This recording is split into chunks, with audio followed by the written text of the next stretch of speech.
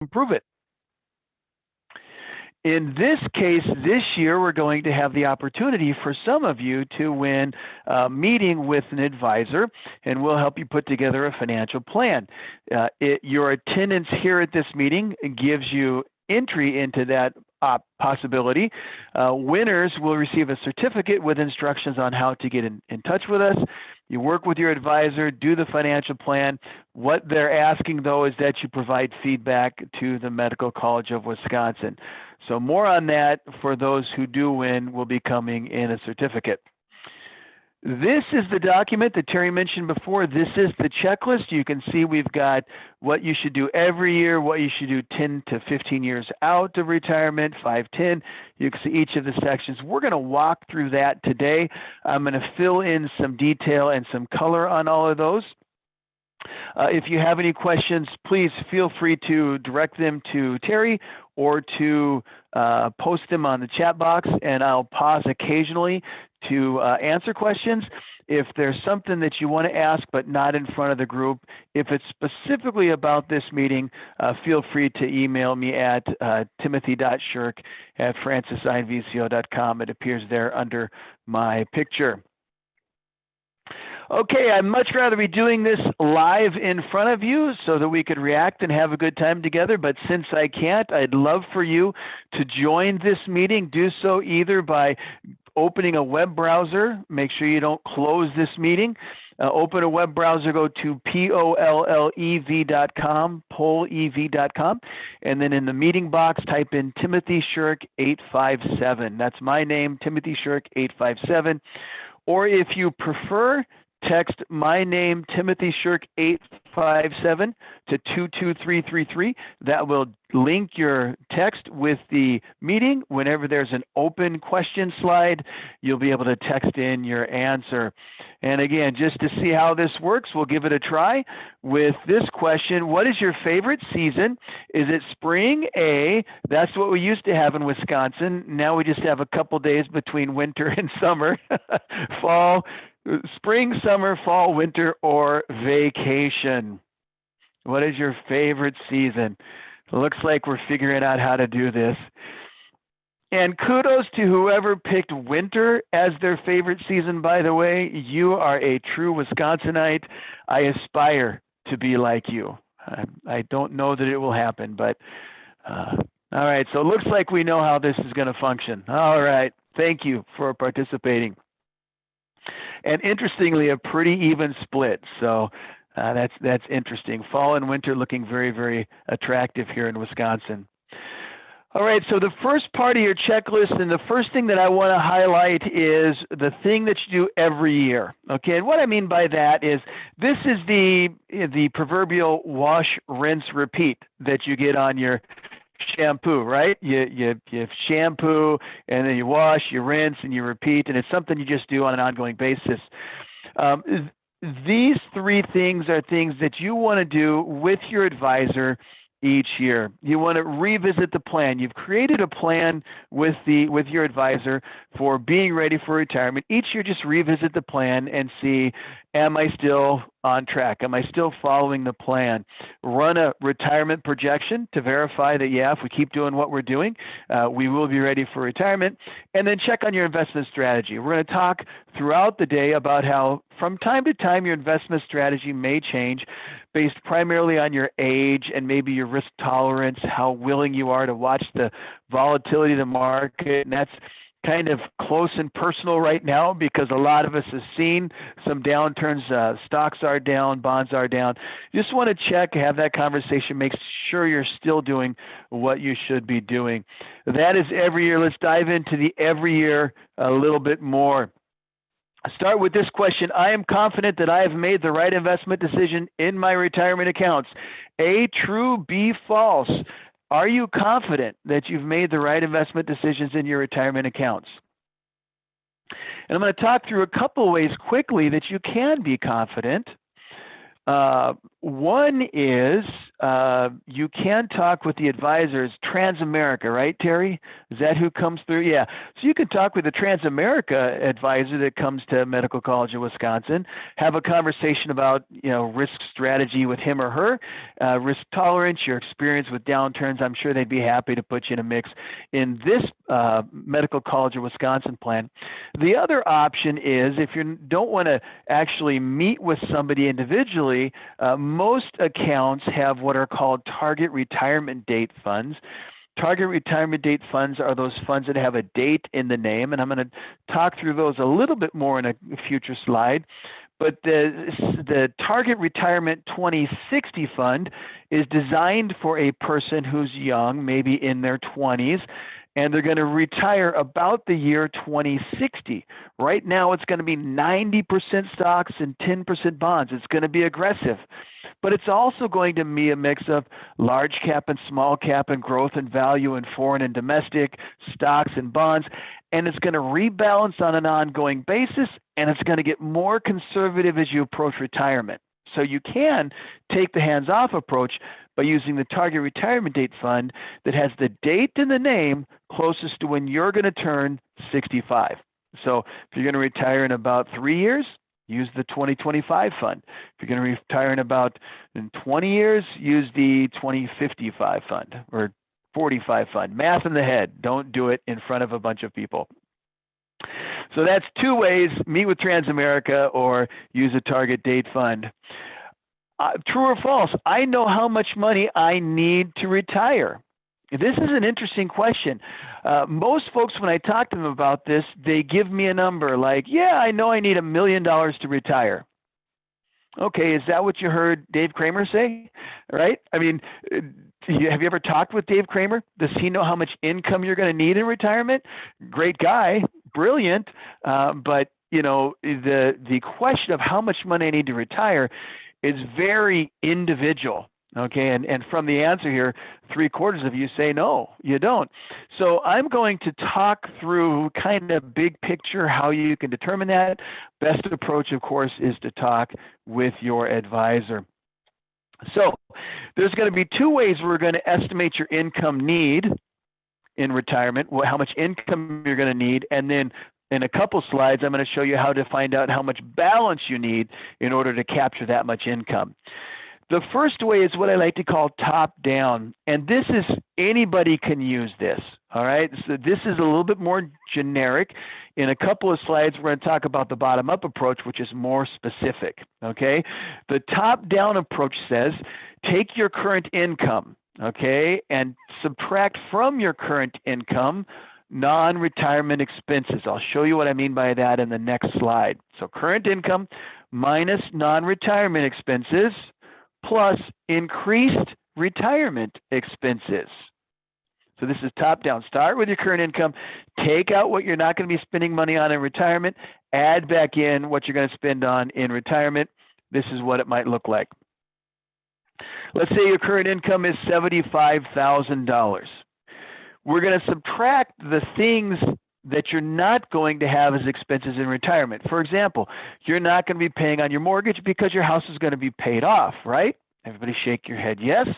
And if that's not the case, talk to your advisor about how you can make that happen, okay? If you're going to buy a house or refinance a house, keep in mind that you'd like to have that paid off by the time you get to retirement. All right, FICA tax, that's 7.65% of your income. That's payroll tax. That's what you pay for Medicare and Social Security. You won't be paying that in retirement. Your savings, say you're saving 10% in your retirement account. That won't be happening in retirement. Maybe excess income. What do I mean by that? I have this much in income and I've got this much in bills, so there's a little bit that I don't use on my bills. Well, that's income that you're not going to be spending, part of your current income that you're not going to be spending necessarily in retirement. Taxes, I just ran 20%, and then other non-retirement costs, travel, that kind of thing. Now, why taxes? I'm going to take taxes out now because you're probably paying a higher tax rate than you will in retirement. So I took taxes out of your current income at your current rate of about 20%. We're going to add it back in later at a rate that's more appropriate to your retirement income. So the subtotal after I take all of those things out is about $39,000. That's the cost of your lifestyle. Now, in retirement, there's going to be some increased cost. Medicare does have some non-covered expenses, co-pays and the like. We usually use a rule of thumb of $400 per person per month. So that's about $9,600 of medical expenses, drug expenses, co-pays, cost for Medicare, cost for Medigap plans and the like. So add that back in. Add in other retirement costs you might have. Maybe you're going to travel to see kids or grandkids. Maybe you want to do some kind of gifting program. And then add back in the tax. In this case, I'm adding back in about a 10% tax rate on your income, so that your income need in retirement is $55,462. Now, this next step is how we can find out what your wage replacement ratio is. And the reason I want to do this is there is a rule of thumb. And so this is a way for you to evaluate, is my lifestyle expensive, or is it appropriate, or is it cheap? And that is, divide your income need that you just calculated by your current income. That gives you your wage replacement ratio. The rule of thumb is you're going to need between 70 and 80% of your working wage in retirement. So in this case, that $55,000 is about 75% of the current $75,000. So I do this, I say, hey, it actually falls inside the rule of thumb. I think it's in good shape. I think this is a good number to run with. Now, if you have a high income, the higher your income, the more likely you're doing other things with your income other than just living. So if you have, $300,000 of income, married filing jointly, that 70 to 80% rule of thumb may not work as well. So it's far better to do this kind of top-down math. Okay, I'm going to stop right now. I don't see any questions at this point. Okay, so I'm just going to carry right on. Go ahead and feel free to add the question if you have one. Okay, we get 10 to 15 years out of retirement. So if you retire at 65, that's Medicare age, this would be about 50 to 55 years old. And at this point, we want to begin your risk downshift. We want to consider a shift from Roth to pre-tax. We want to plan to be debt-free. We want to convert kid costs and consider catch-up contributions. So that's what's on your list. I'm going to dive in a little bit deeper into each of these. So remember, we talked about those target retirement date funds. I thought it might be valuable to pull up one of those very common, very famous target retirement date funds and show you the glide path, because this illustrates very well how you want to downshift in risk in advance of retirement. By risk, I mean when we're looking at your investments, specifically stocks and bonds, how much volatility, how much up and down does your account experience?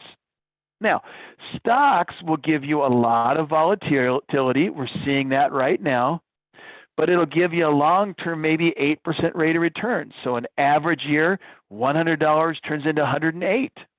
Now, there's no such thing as average. Some years it turns into 130, some years it turns into 75. Lots of up and down. Bonds, on the other hand, not as much risk, not as much up and down. Average year, $100 turns into 104, but sometimes it turns into 108, sometimes it turns into 98. And they're down a little bit, bonds are down a little bit now because interest rates are going up. Now, if you look at this slide, and I'm bad with colors, so I'll give it my best. The red on the bottom is stocks, U.S. stocks. The gold are international stocks. And then the blues are all some type of bonds. Across the bottom, you've got the numbers 45, 40, 35, 30. Those are the number of years until retirement. So notice if you've got 45 years until retirement and you're in a target date fund, maybe the 2065 fund, they're going to have you upwards of 90% stocks. But you get about 25 years out of retirement, they're going to start gradually downshifting, and the downshifting will increase as you approach retirement. That's what we want you to do in terms of getting more conservative, shifting from how much you have in stocks to how much you have in bonds, and more on where to land in just a moment. All right, somebody's asking a question. I want to go ahead and answer. If I have excess money sitting, and there's obviously no good place to make money on it right now, should I take a portion of that money to pay down my mortgage? I do like the idea of paying down the mortgage. We're going to talk about that in a little bit. But the question is, what are you going to get more growth on moving forward? Your rate of return on your retirement accounts, or paying down your mortgage? That has to do with your interest rate on your home. I do like the idea that you pay down your mortgage if you've got money sitting around. Freebie, if you do have money sitting around, it's not in your 401k, it's not in an IRA, look into an I-bond. That I-bond is a treasury backed by the full faith and credit of the federal government, but it's inflation adjusted. It just got changed to, I think, 9.4% return annually. Downside, you got to hold it for a year, and then there's a small penalty if you take it out. You can only put $10,000 each, you and a spouse. Okay, so it's not big, but in an environment where there's nothing that's growing, that is an option. So talk to your advisor about that. Go to treasurydirect.gov. That is an option. So I like the idea of paying down your mortgage, especially if you're not on track to get it paid off by retirement. If you are on track to have it paid off by retirement and you're comfortable with the cash flows, especially if you're further into the loan, if you got 3 more years, you're not paying a lot of interest costs, you got a cheap interest rate. I like the idea of buying the market while it's down. If you've got 20 years until retirement and the interest component's big, that's a great time to pay in advance of the mortgage. Great questions. And Mark, thanks for throwing up there. The Vanguard is the target retirement date series. So what you're looking at here is going to be your experience if you use the target date funds at Medical College of Wisconsin. All right. Also, maybe 50, 55 years old, considering shifting from Roth to pre-tax. Remember that Roth is a tax break on growth, so you don't get any break when you make the contribution, but whatever growth happens thereafter, it's income tax free. When you pull it out, everything that comes out is income tax free. Pre-tax or traditional, that you get a tax break on the contribution, but then whatever it grows to in retirement is taxable as income. So the longer you have for growth to happen, the better the Roth tax break is. If you save $100 at 25, it could be $1,600 at 65. No brainer, tax $100 today so that you get $1,500 income tax free in retirement, right? All that growth. Actually, it'll all come out tax free in retirement. If you're 64 years old and you're going to retire next year, well, the question is, do I tax $100 today or $107 due to growth in retirement? Well, that's a no-brainer. Delay, and so do your pre-tax. We usually think the break-even age is about 50, plus your earnings are a little bit higher, so consider shifting from saving Roth to saving pre-tax. Talk to your tax advisor because your situation is individual, maybe different. We've talked a little bit about paying off the house. I like the idea of paying off the house prior to getting into retirement. Carrying a mortgage into retirement increases your income need. It is a question of what's better, the interest rate on my house, which is guaranteed, or the rate of return that I expect on my investments, which is not. In this case, if you're early into the mortgage, I am much more interested in paying off that mortgage because you'll be paying down a lot more interest. If you've just got a couple more years and the interest rate's pretty low and the market's going down in value, so it's a good buying opportunity, I could see the argument for investing in the market while it's down, but I am a big fan of trying to pay that house off. So I hit retirement with as little income need as I can, and paying off the house will do that. This relates to the kids.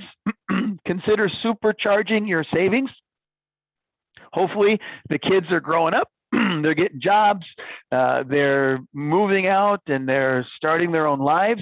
Expenses that you would have had to direct to them will now be available that you can use that income for further savings. So consider padding your retirement savings with what you were putting into the kids. Now, in addition to this, the last point here is you also have the catch-up available. So you're limited right now in your retirement plans to $20,500 contribution this year. Once you hit 50, they give you the catch-up for a total of $27,000. In your IRA, right now you're limited to $6,000, 2022, but once you hit 50, you can now save $7,000. So take some of those expenses that are dropping off. Maybe you pay off a mortgage. Maybe a kid moves out of the house, and so you're paying less of their expenses. Consider directing that to retirement savings. All right, we get 5 to 10 years out of retirement. This will be 55, 60 years old. This is kind of the refinement stage. We need to make sure that our original estimates were good. So we're going to estimate your income need, but we'll do it a little bit more precisely this time. We're going to project your Social Security and pension. That will tell us what the defined income sources you have will be. And then if we have our income need, we can subtract the Social Security and pension from our income need to come up with what our distributions are going to have to be from our retirement accounts. We'll then build a retirement cash position based on that, and we'll consider opening a Roth IRA. More on why in just a moment. All right, so true or false? I have a clear vision of what my retirement will look like. Is that true or false? And I think about the people that could be answering this. I could be talking to a 30-year-old who has no idea what life is going to be like in 30 years, 35 years. I could be talking to a 64-year-old who knows exactly what life is going to look like.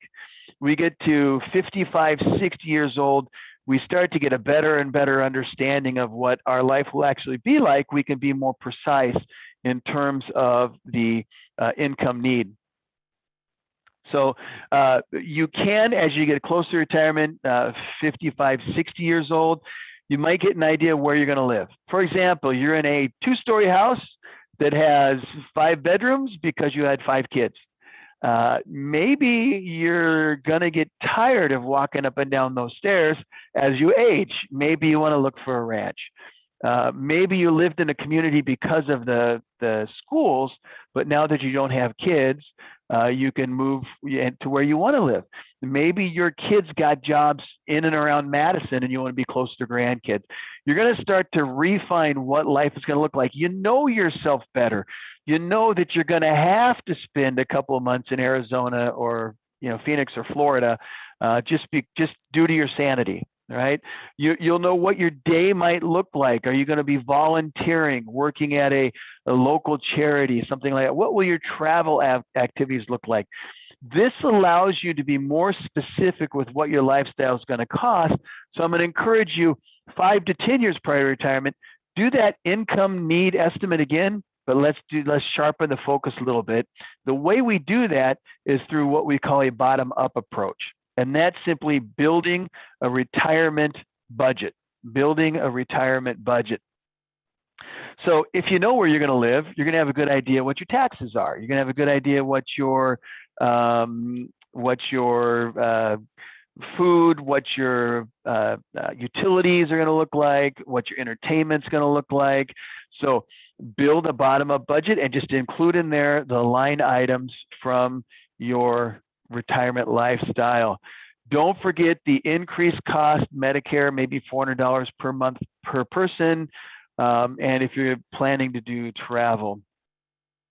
All right, somebody's asking a question about the I-bond, and since it's a hot topic, I'll just address it quickly.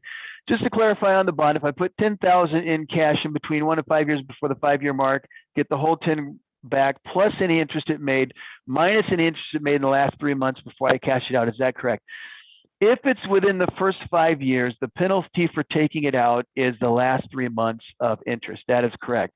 Now, if I'm telling you that you can be in a risk-free asset that's going to turn 9% and, for the foreseeable future, maybe 3 years from now, inflation is lower, hopefully, than it is now. Maybe the return is less. but I'm willing to go, 3 years and forfeit the last 3 months in order to get that kind of return on a risk-free asset. So you are correct. Any more questions on the I-bond, direct to Terry. She can direct them to me. So thank you. Great question. So we figured out what our income is. We're much more precise with our income need is going to have to be. We need to figure out how much we're going to receive from Social Security, and if we have a pension coming from our pension. Why? Those are our defined benefit sources. Those are defined income sources. So I'll give you an example. Let's say you need $80,000 to live, and you're going to get between you and your spouse, you're going to get $20,000 each for Social Security. So you're going to have $40,000, or maybe you'll get $30,000, but you'll get $10,000 from the pension. That $40,000 you are not going to have to draw out of your retirement accounts. So we want to know, what do we have to draw out of our retirement accounts in order to have the income we need? So Social Security and pension, I got 40. I need another 40 to get to 80,000. So the way you can find that, you can go to ssa.gov, scroll down until you see a blue square that's going to say calculators. Click on calculators and click on retirement estimator. Okay, you can do that, put in your name, your mother's maiden name, where you were born, birth date, Social Security, last year's income, and they'll use your earnings history to provide you what your benefit will be. Now, the other option is you can set up a My Social Security account where you have a login ID and password, and you can just log in like you would with your 401k, and they'll give you what your benefit projection will be. And they'll give you your 62-year-old age, they'll give you your full retirement age, most of us at 67, and then they'll give you 70, and you'll see the difference for each of those. So with that, and with the pension, we now know, if you have a pension, we now know how much we need to draw out of our retirement accounts. And that's going to inform us on the retirement cash position. When we talk about investing in retirement, your challenges change, your obstacles change, your risks change. If I know that you're going to have a 7% rate of return between 20 and 65 years old, I can put together a plan for you to be ready for retirement, because we have a pretty defined start time, a pretty defined stop time, and a long-term rate of return. In retirement, that's a little different. We're more concerned now, not just with long-term rate of return, but also with what's called sequence of returns. And I've drilled down into this a little bit more when I've done turning your retirement income or balance into an income, or cracking open your nest egg. Check with Terry, see if she could find that for you. A little bit more detail on that. But the point is, if you retire and in year 1, 2, and 3 in retirement, you have a big market downturn, and you have to sell assets for income during that time, you're going to dramatically hurt your retirement outcome. So what we want to do is we want to build a place where you can draw money when the market goes down without having to sell your stocks for a loss. So 5, 10 years prior to retirement, we start building that cash position.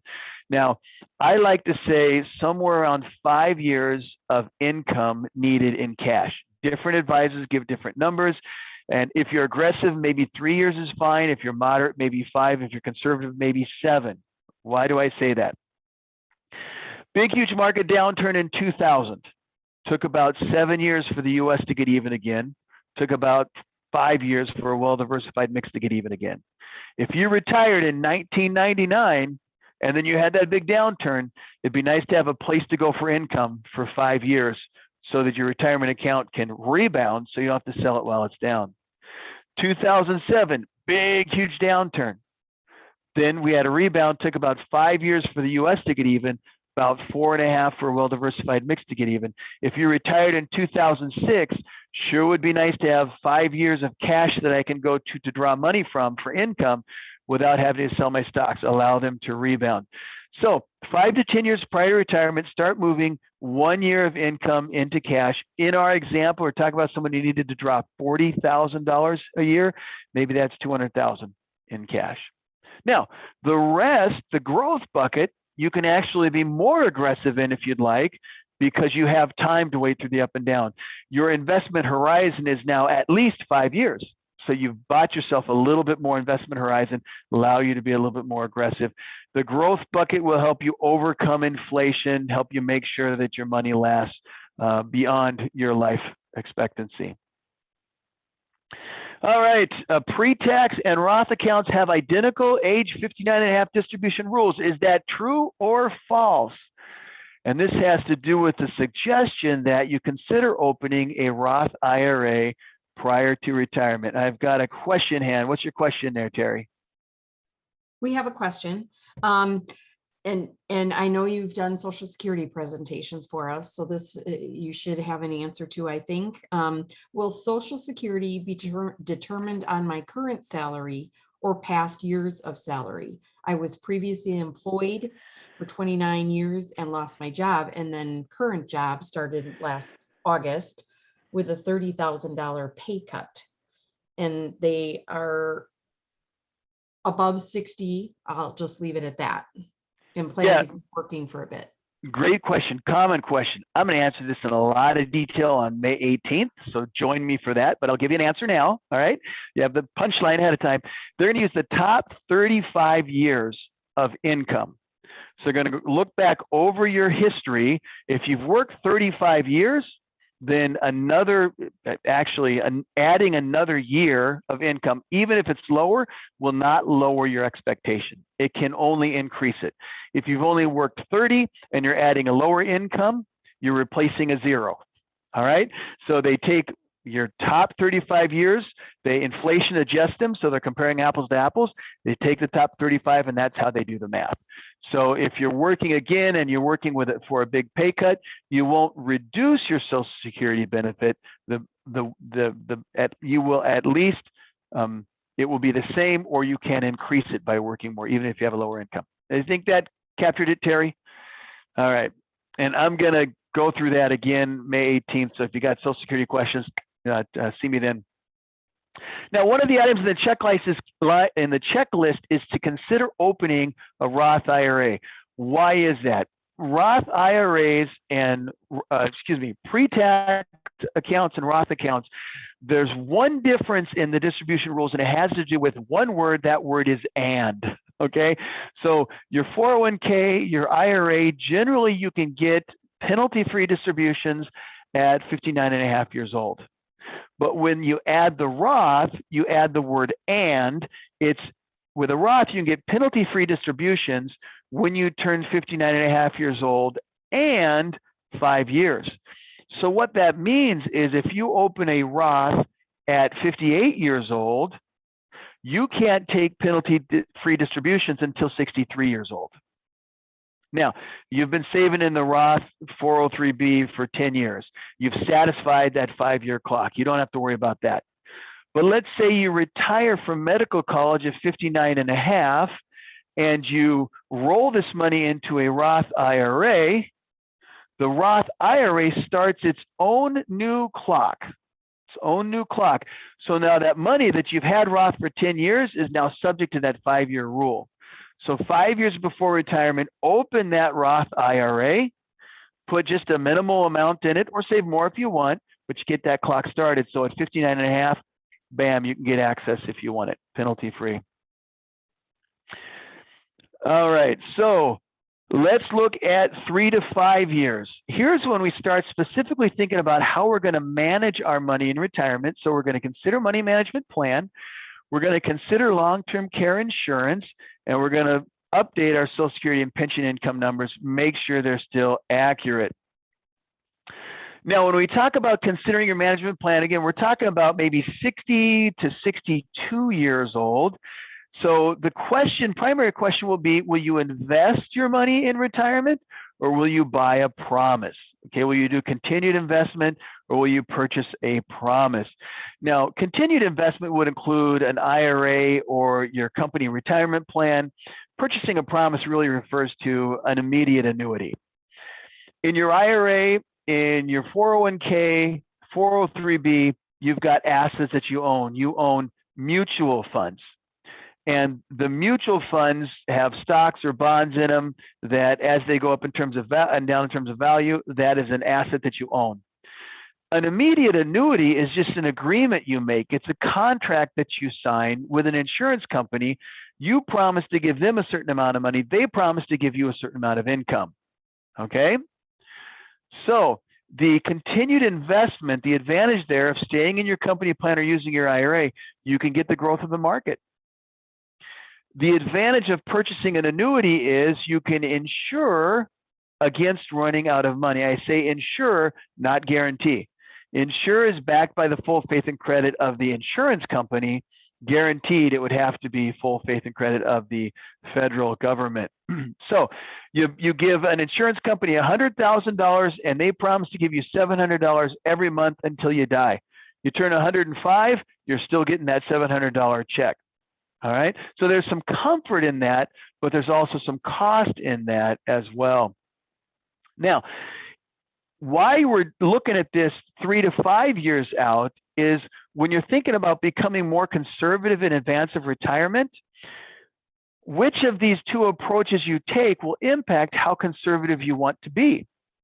If you're going to keep investing in your retirement plan at work, or if you're going to roll this money into an IRA, you can remain a little bit more moderate. You can hold a little bit more in stocks because your investment horizon is longer. You're investing into retirement.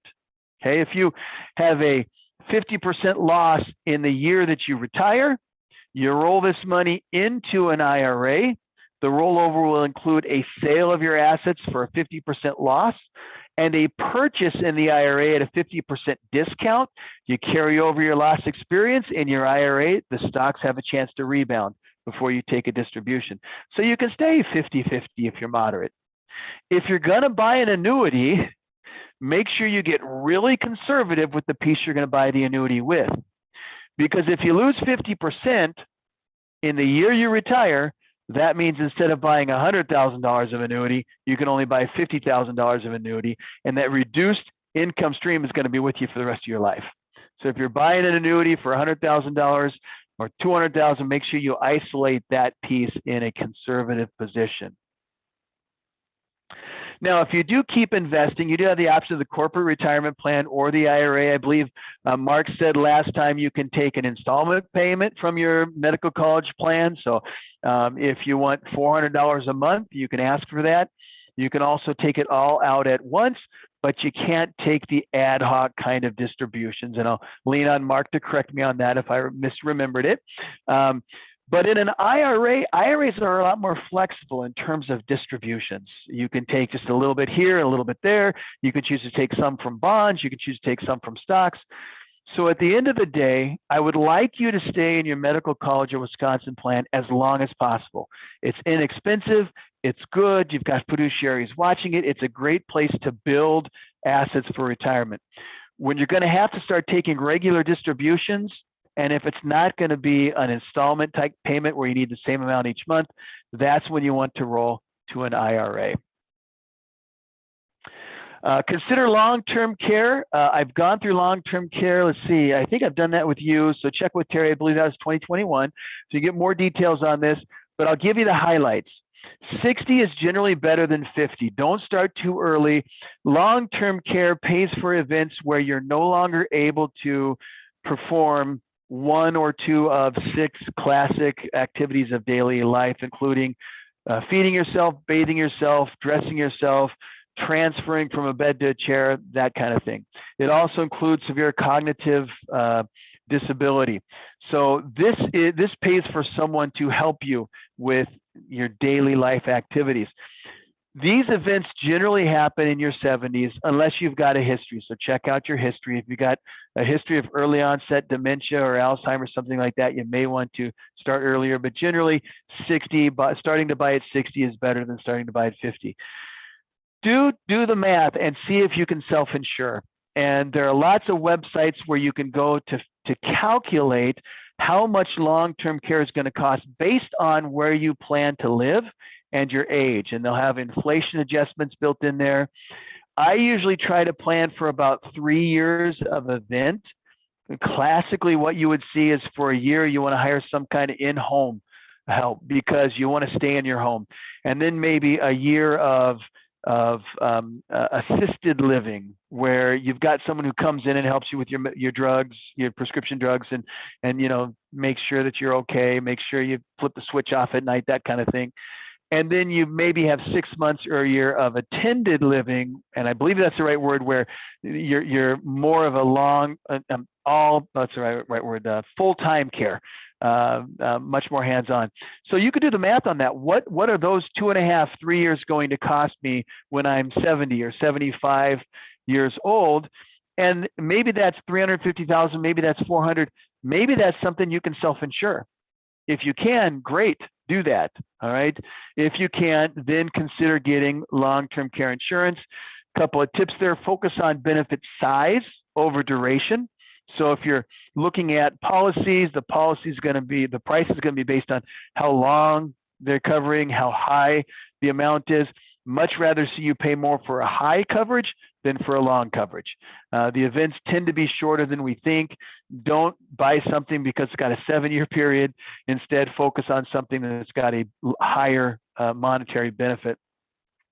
Premiums can increase. They can increase the cost on you as long as they increase it for everybody in that plan. So don't buy long-term care insurance that you can just barely afford. All right. The cost is $400 and I can just do $400. Well, they can increase it. If they do, you lose the policy and you lose coverage. So make sure you got some room. If the policy increases, you'll be able to cover it.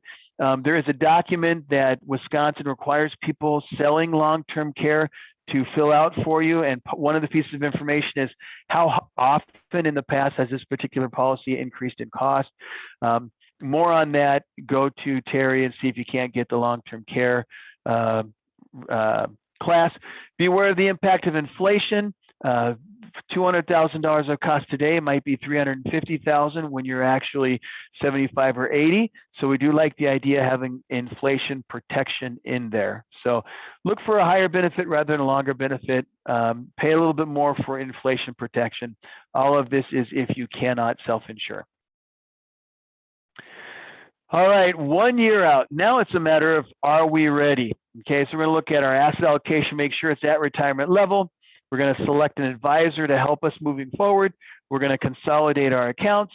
We'll determine when we're going to file for Social Security, work through the Medicare decision, and finalize our income strategy. Remember, this is a target retirement date fund you have at medical college. This happens to be Vanguard's. In retirement asset level, typically if you're aggressive, we say about 60% stocks. If you're moderate, about 45% stocks, 55% bonds. If you're conservative, maybe 30% stocks. Have this conversation with your advisor. Your target date fund is going to land you somewhere around 50% stocks, and they'll keep getting more and more conservative as you enter retirement. 7 years into retirement, that Vanguard account is going to land in the Vanguard Target Retirement Income Fund. So that's where you'll land. That'll be about 25, 30% stocks or so. Here's where you want to, year out or so, interview and select an advisor. And I've talked through that with you before. Selecting an advisor has to do with what type of service they're going to provide. Fiduciary is the word I'd like you to learn and be comfortable with. A fiduciary is a person who has to put your interest ahead of their own at all times. It used to be really simple. A broker was a salesperson, an advisor was a fiduciary, but there's been a lot of blurring between the two recently. So you're going to want in writing from this person, I will be a fiduciary at all times. And that's not typically what you'll get. You can get that. And if you find a person that does that, you'll know they're a fiduciary. More common is, here's my disclosure packet, and it's 30 pages, and in here it will say when I'm a fiduciary, when I'm not a fiduciary. Ask them if they're not willing to have that be front and center on the top of whatever contract you sign. Ask them, so how will I know when you're acting as a fiduciary and have my best interest in heart? And how will I know when you're acting as a salesperson and looking at potential for commissions or other benefits to you? It's a fair question, and they need to be able to answer it. So look for a fiduciary. My preference would be fee only, and I would argue that a fiduciary has to be fee only. Our company is really tight on what fiduciary means because we work in the ERISA space. And ERISA, meaning retirement plans at companies. I can't make another dime based on decisions you make. That's how tight it is. But fee only means I'm going to pay that person a certain amount for the advice they provide. When I buy an asset, there's no commissions.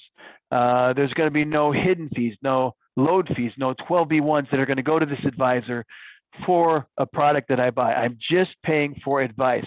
My preference, if you can find it, but it's hard to find a SIN, there are a couple, would be hourly fee only, especially if you are a person who wants to kind of be more hands-on, right? I'll pay you $250 an hour to provide me with advice. We'll meet, a couple times when the year I retire, and then maybe for an hour or two each year thereafter. That's the purest form of fee only. Fee only also includes a flat fee. I'm going to charge you $5,000 a year, or it would include a percentage of assets, so 1%. The downside of that is if they, if your assets grow from 1 to 1.5 million, they get paid more for doing the same work. All right. So, but that is fee only. So look for fee only structure. I would say look for a CFP, Certified Financial Planner. That if you find someone who's a CFP, they've had a certain amount of education, they've got a certain amount of experience, they've passed a test that a certain number of folks don't pass on the first time or ever, and then they have an ongoing disciplinary review that happens just to make sure they're not doing anything inappropriate.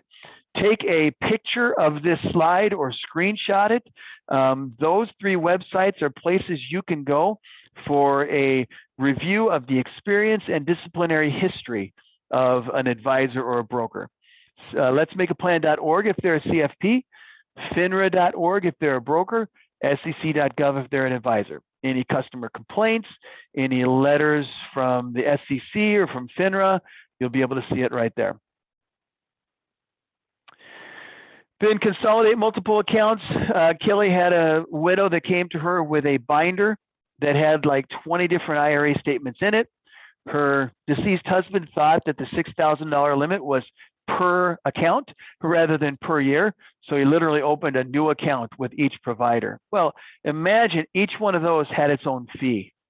They were paying way too many fees. By consolidating down into 1 or 2, you can reduce the amount of fees that you pay, make it easier to figure out what your stock bond mix is, so how aggressive you are. Imagine doing that across 20 accounts, and it'll allow for simpler withdrawals. So try to consolidate your accounts down from 3 or 4 to 1 or 2 if you can.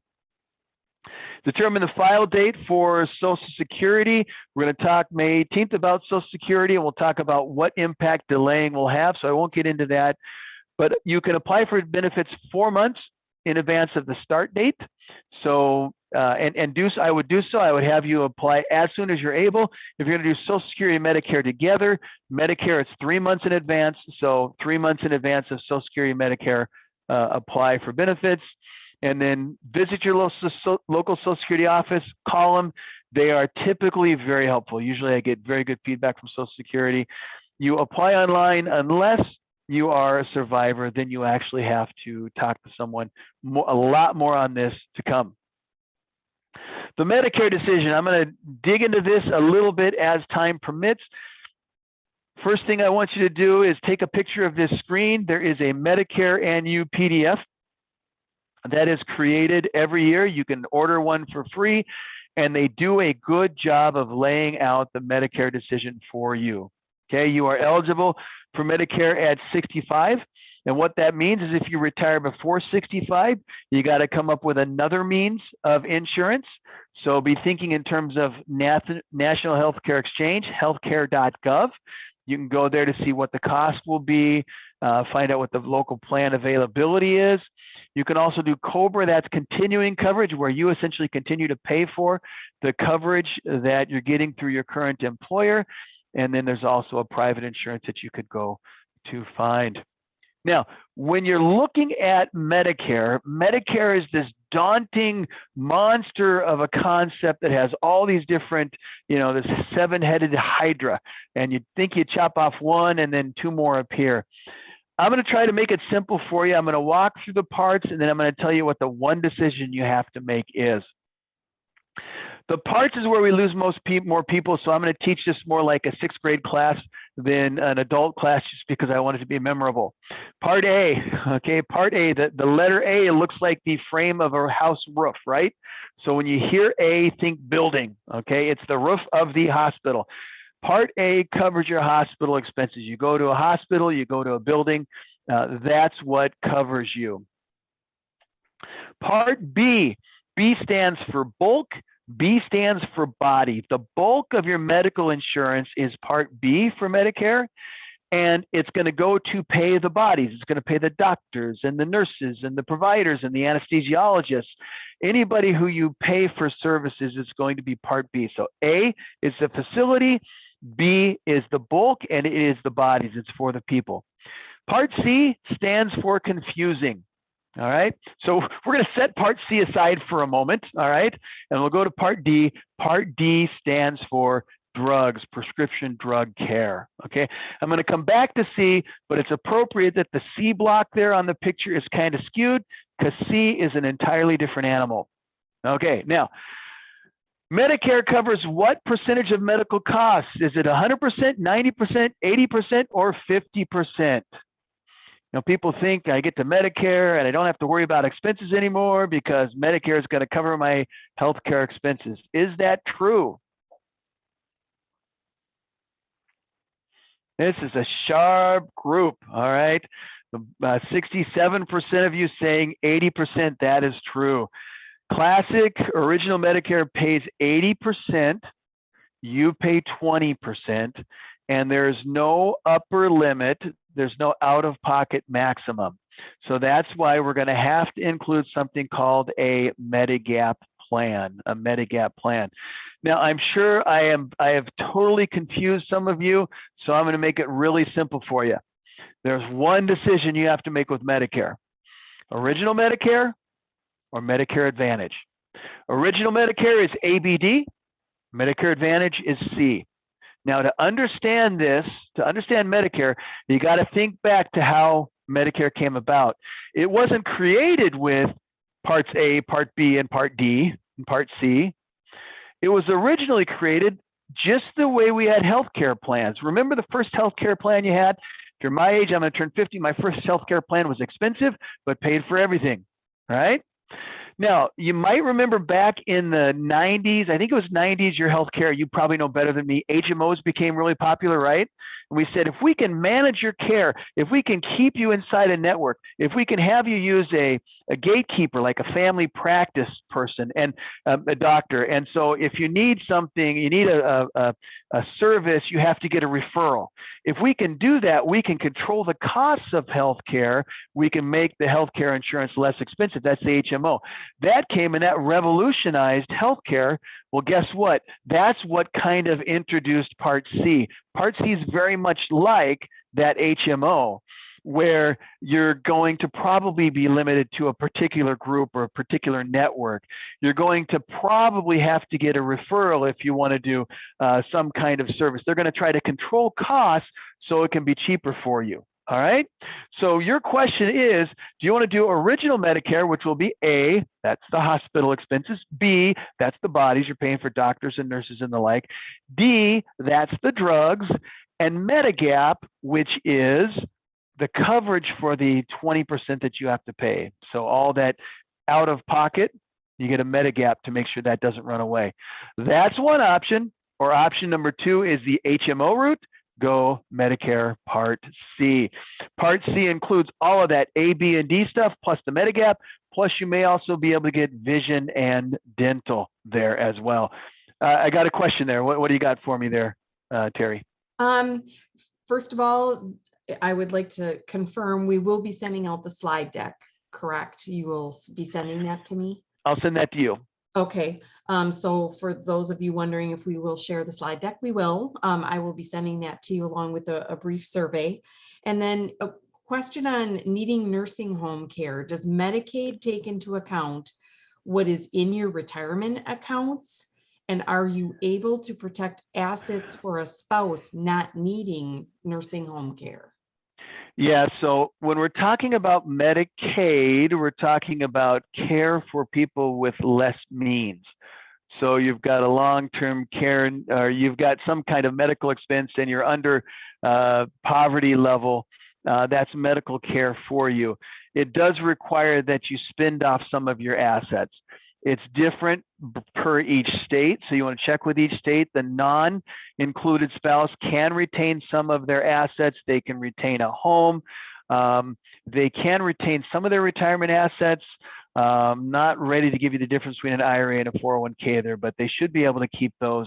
I believe, was not ready to answer the Medicaid question, but you know what? Send that question to Terry. Terry, forward that to me. I'll give you a link to Wisconsin, where they tell you exactly what the drawdown is, what the drawdown requires.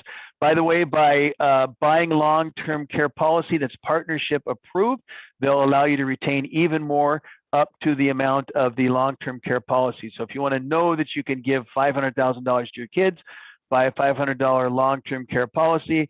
When Medicaid kicks in, because you've spent all your assets and you've spent the insurance, they'll let you keep an additional $500,000. So not a satisfactory answer. I really wasn't ready to give it to you, but I'll give it to you when Terry sends it to me. Okay? All right. So really quickly then, when you can enroll at 65. That's when you can first get Medicare, and that's what we all get, not just those that have less means. You can enroll the 3 months before, the month you turn 65, or the 3 months after, though I would encourage you to start 3 months ahead of time. COVID hit, slowed down the processing process. Some people had delay in coverage because they couldn't get it done in time. If you're going to do Social Security, Medicare at the same time, do them both 3 months in advance. Do you have to take Medicare if you have your employer coverage? The answer is no, as long as your employer meets certain obligation or requirements, including 20 or more, I believe. I'm certain medical college qualifies for that. So if you want to keep medical college, talk to HR and benefits and see how they interact together. If you don't enroll for Medicare when you were supposed to, you could get penalized, and that penalty could last for your lifetime. So make sure you know the answer as to whether or not you have to take it. Terry, it is 101. I can keep going. Yes. But here's what I'm going to suggest. We do have a, if people can stay on, we'll continue to go. I just want to mention really quickly, we have sessions next week with Tim. We have a session next Wednesday on Social Security. We also have a session next Thursday on navigating Medicare. So we do have sessions specifically on those. So I don't know if you want to move forward through the Medicare piece. The session next Wednesday is noon to 1. That's on Social Security. And then navigating Medicare is Thursday, the 19th from 5 to 6 p.m. So if you want to finish up with the other pieces, Tim, we can probably do that. Okay. This is the rule of thumb that I wanted to direct you to that will help you when you know how much income you're going to need, how much of a balance is required to get that income need. Usually use 4%. All right. Now, the number that you use will vary how long your money will last. But the rule of thumb says if you limit yourself to withholding 4%, your money will last for 30 years.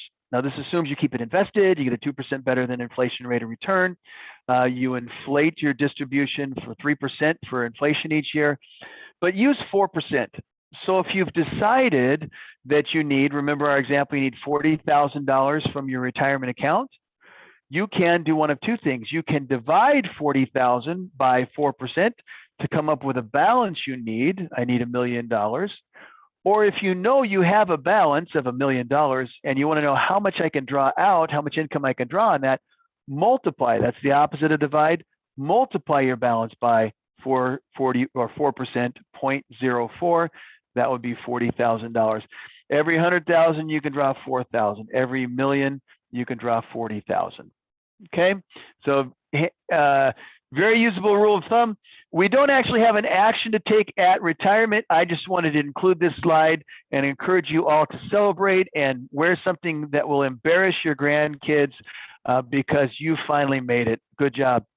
At age 72, you have to begin required minimum distributions. You'll want to transfer from your Roth 403B to a Roth IRA and consider a qualified charitable distribution. I'm just going to give you the answer to this. 403Bs do have required minimum distributions. So the IRS says you've had your tax break long enough. We're going to force you to take a certain amount out each year. Now, the reason they do that is they want to get taxes from you.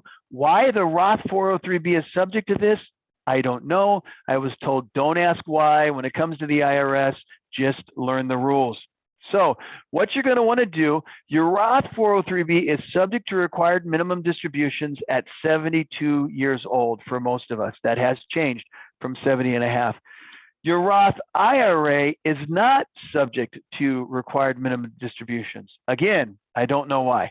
But if you're still in your Roth 403B and you're no longer working, consider rolling into a Roth IRA to avoid those required minimum distributions. Also, if you know you're going to be giving some money to charity anyway, and you'd like to satisfy the required minimum distribution, talk with your tax advisor about a qualified charitable distribution. If you make a distribution directly from an IRA, not a SEP or a simple, if you're over 70 and a half years old, and you do have to be over 70 and a half years old, and if it's paid directly from the IRA to the charity, then it can satisfy both the required minimum distribution and your desire to give some money to a charity. So I know I'm going to give money to the blood bank. I know I'm going to give money to the cancer center. I can do it through a qualified charitable distribution and do both, satisfy the RMD and give money to the charity of my choice. And that is your pre-launch checklist. Again, kind of high level, but we did dip down a couple of places, and there's lots of resources if you go to Terry related to things like Medicare and Social Security, that kind of thing. So I can field any questions as long as you guys are still able to stay on the line, Terry. And I don't see any other questions currently, so I think we've covered them all. If somebody has an additional question, I'm happy to answer those via email. Send it to me, or you can send it directly to Tim. Whichever route you choose, I can always forward to Tim too if you don't have this. Somebody did ask, does this apply to someone who goes half-time, like a 0.5, you know, instead of a 40-hour, a 20-hour worker? You're talking about the avoiding the required minimum distribution? I'm not sure. There's not, no. No. The answer is no. Okay, so what does this apply to? All in general. Okay, so you're saying, does this checklist apply if I'm going to go part-time? Do I still do all these things at the same time? If that's what you mean, I would say, yes, it does, because the requirements will change. So for example, if you go part-time, now you've got Social Security, pension, if you have a pension, and you've got your income, do you still have, you know, excess you got to draw from your retirement accounts? If so, it's going to change how much you have to draw from your retirement accounts. It's also going to potentially change what you pay in taxes.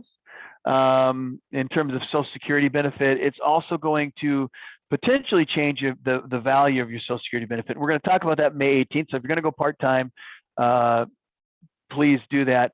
Please attend that.